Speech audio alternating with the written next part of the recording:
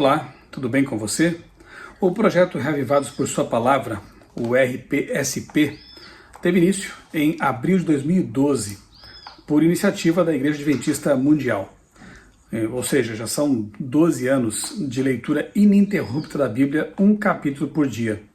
Desde o início eu tenho participado e me tornei um entusiasta desse projeto, inclusive todos os dias, sem falta, nos últimos 12 anos, eu compartilho em minhas redes sociais, no Instagram, no Twitter, agora o X, no Facebook, também por meio de grupos no Telegram, no WhatsApp, também comunidades, materiais que eu produzo, artes, eu produzo ali uns cartões no Photoshop, tenho áudios também de toda a Bíblia. Na primeira etapa eu gravei esses áudios, estou agora encaminhando para as pessoas e faço um resumo de cada capítulo.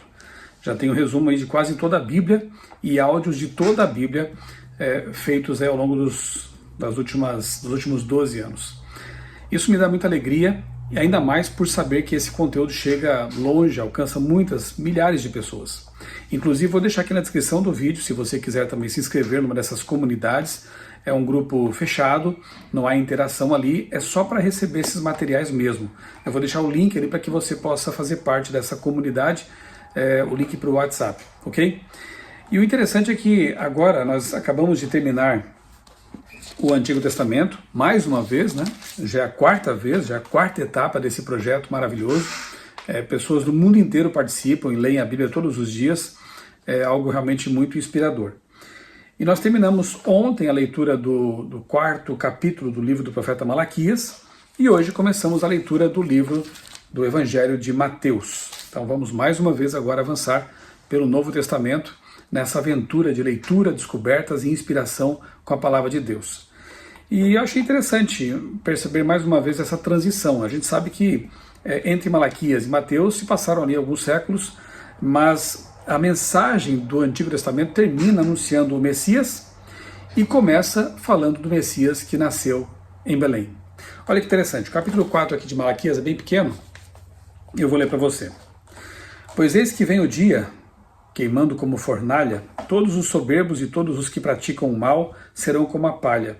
O dia que vem os queimará, diz o Senhor dos Exércitos, de modo que não lhes deixará nem raiz nem ramo. Mas para vocês que temem o meu nome, nascerá o sol da justiça, trazendo salvação nas suas asas. Vocês sairão e saltarão como bezerros soltos da estrebaria.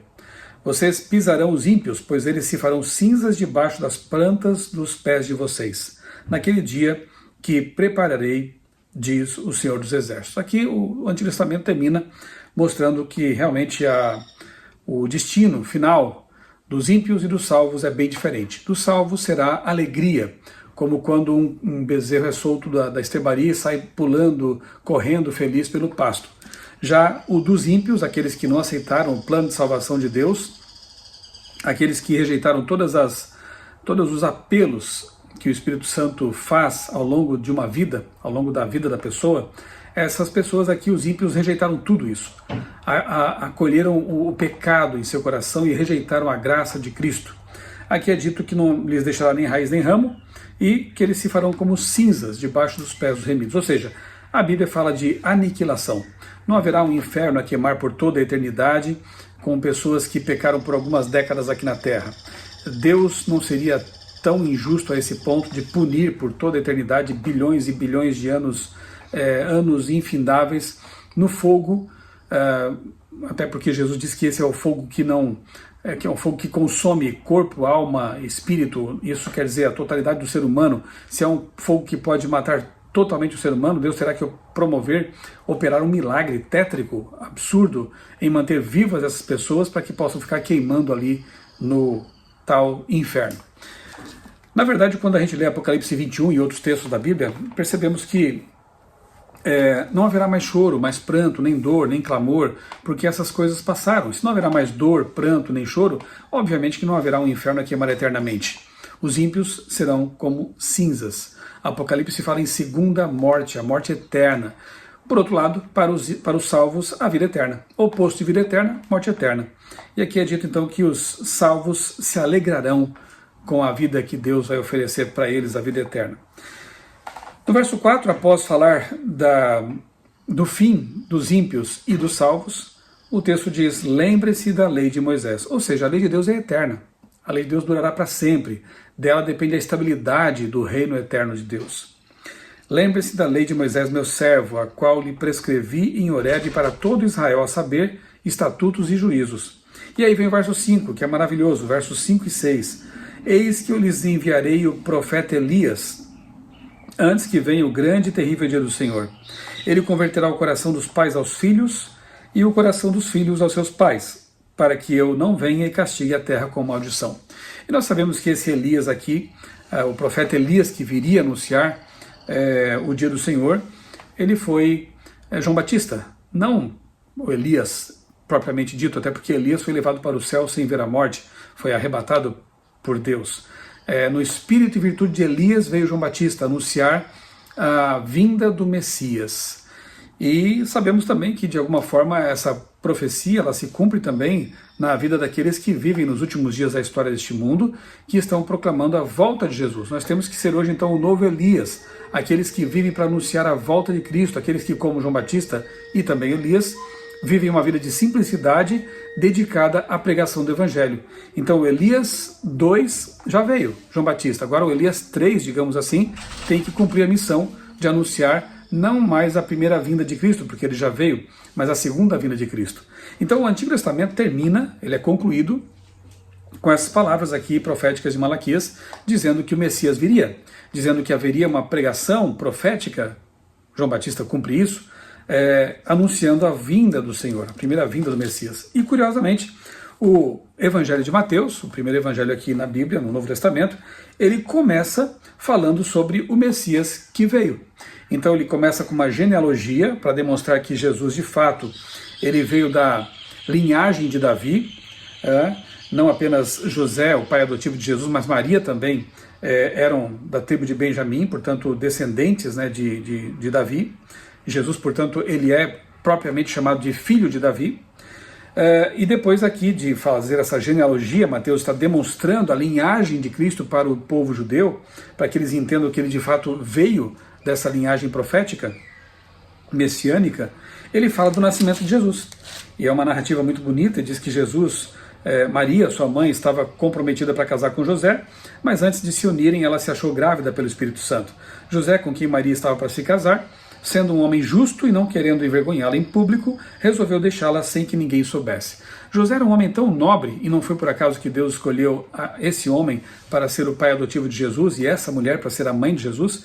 Era um casal realmente servos de Deus, eram dedicados a Deus, e José aqui mostra a sua nobreza no seguinte sentido. Maria, ela aparece grávida, José não entendeu o que estava acontecendo, mas suspeitava que ela não tivesse sido fiel, e em lugar de denunciá-la, ela podia até, segundo a lei antiga, né, ser apedrejada por adultério, ele pensou em fugir em segredo. Ou seja, José estaria assumindo uma culpa que ele não tinha.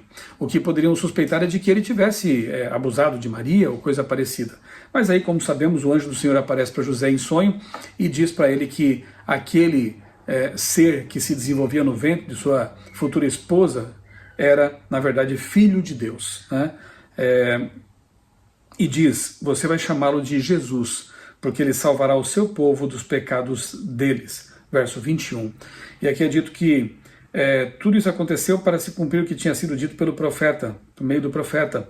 Eis que a virgem conceberá e dará à luz um filho, e ele será chamado pelo nome de Emanuel, que significa Deus conosco. Sim, porque Jesus é Deus encarnado, Deus que veio para habitar entre os seres humanos. Lá em Isaías 9, lembra? Diz assim: um menino se nos deu, um menino nos foi dado, mas o seu nome será maravilhoso, conselheiro, Deus forte, Pai da eternidade, príncipe da paz. Então os profetas dizem que Jesus nasceria como menino, mas ele é Deus eterno. Ele sempre existiu. Ele encarna para viver como ser humano, para pagar a dívida de nossos pecados e para mostrar como é o caráter de Deus. Se você tem alguma dúvida sobre o amor de Deus, sobre a sua bondade, sobre a sua misericórdia, olhe para Jesus, leia os evangelhos e veja como ele lidou com os pecadores, como Jesus agiu nas diferentes circunstâncias.